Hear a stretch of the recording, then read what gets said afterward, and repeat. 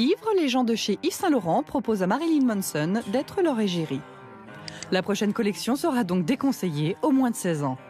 Chez Yves Saint Laurent, ils ont intérêt à se fournir en sang de chauve-souris, gousse d'ail et crucifix. Marilyn Manson en égérie Yves Saint Laurent, sinon il y avait Alain Prost pour Obad, mais ça ne s'est pas fait finalement. Lui, c'est le réalisateur, lui, c'est le financier. Ils ont fait un film qui s'appelle The Power of You et le film déchire. All right, you're a Hollywood player, pitch me the film. There you go. I want to hear that because you guys are the king of How did I pitch it? Over the years, I pitched it. Ultimately, it is religious conspiracy colliding with urban crime on one afternoon. Jesus. One phrase. See, he's good. He's good. It took me 8 years to get there. C'est l'histoire d'un point de vue de la guerre de 14, d'un soldat de la guerre de 14, qui est miraculé, puisqu'il survit à l'horreur. C'est tiré d'une histoire vraie, qui est le récit d'Henri Laporte, qu'il a écrit au jour le jour sur le front. Mardi 11 mai, ma chère maman, journée de repos ensoleillé. Les films que j'ai envie de faire en français, souvent, sont des films très réalistes. Ce sont des histoires de femmes assez... Enfin, voilà, qui sont bien dans la vie, des choses très quotidiennes, je dirais. Et je trouve que le cinéma américain, comme celui-là d'ailleurs, ce sont des univers des fois plus irréalistes. C'est-à-dire, moi j'adorais de faire un film de science-fiction, ça fait des années j'en cherchais.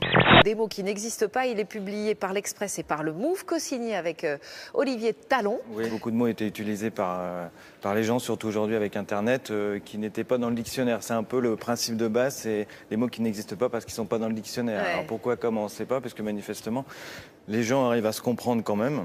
Vous avez dit que la réalisation était un de vos plus grands démons. Qu'est-ce qui vous a fait franchir le pas cette fois-ci? Je pense que chacun de nous a une chose qu'on veut faire et on attend des années avant de le faire. Et puis, finalement, quand on le fait, on dit « mais pourquoi j'ai pris autant de temps avant de le faire ?» Et c'est un démon, effectivement, et c'était mon démon. Et je ne sais pas pourquoi, mais je pense que personne connaît la raison, personne n'a la réponse, mais pourquoi j'ai pris autant de temps de le faire, je ne sais pas. Par exemple, avec Abracadabrantesque. Oui, revenons-y. Voilà, alors bon, tout le monde sait plus ou moins que c'était le président Jacques Chirac qui avait, Tout le monde sait ça, je crois. sorti le terme, et certains avaient peut-être cru qu'il avait fait une faute de français. Ou qu'il avait inventé ce mot. Ou qu'il avait inventé ce mot. Et voilà, on a ouï dire que peut-être Dominique de Villepin, qui était peut-être cultivé en poésie, avait peut-être lu ça chez Rimbaud. Effectivement, quand on va chercher chez Rimbaud, on trouve le mot, donc tout de suite, ça fait plutôt très cultivé ou culturé, pour utiliser un mot qui n'existe pas.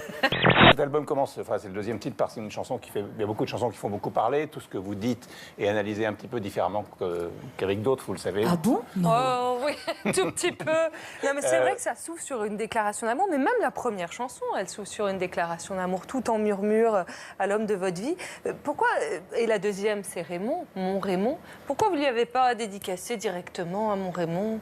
Moi je serais votre amoureux, j'aurais trouvé ça trop classe, direct. En fait, cet album est dédicacé à mon petit garçon. Ouais.